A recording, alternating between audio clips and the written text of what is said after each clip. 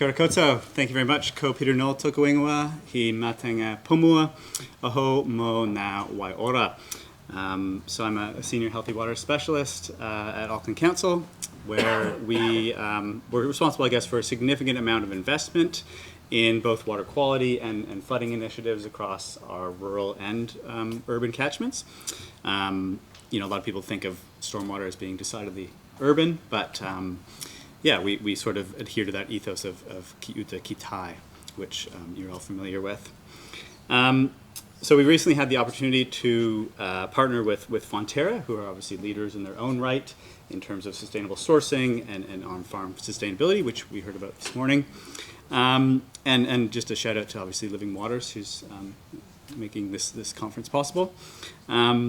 But this was more of a local partnership, I guess, where we both came together to the table with co-funding to support the restoration of about 12 hectares of wetlands on farm.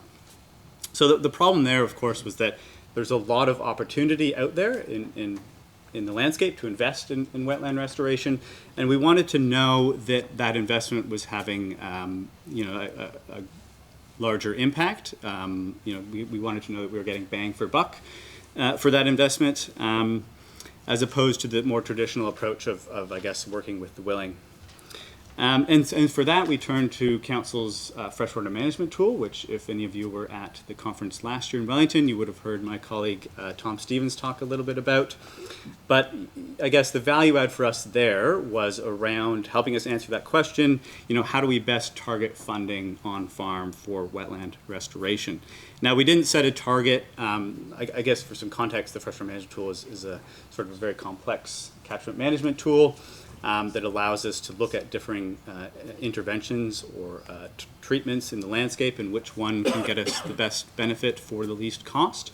We didn't actually set a target in terms of an in-stream outcome, a concentration or a reduction in load to stream or to coast. We were really just looking at treating the largest potential amount of total nitrogen coming from the landscape. And obviously our management strategy was wetland restoration.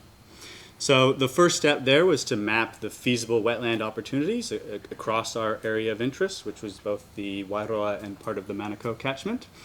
For that, we used freshwater management tools sort of structural device mapping models, which have been developed by Auckland Council and Morpham Environmental. That came back with about 1,800 potential opportunities. And we're certainly not going to go out and invest in 1,800 wetlands. That would be far too much work, and we didn't have the funding available to do that, obviously. The first, step to filter or prioritize those wetlands was quite easy. Obviously, our partner in this was Fonterra, so we simply looked at how many of those opportunities were on Fonterra supplier farms. That came back with about 465 potential opportunities that we could invest in. But again, still didn't quite have the money to support all of those.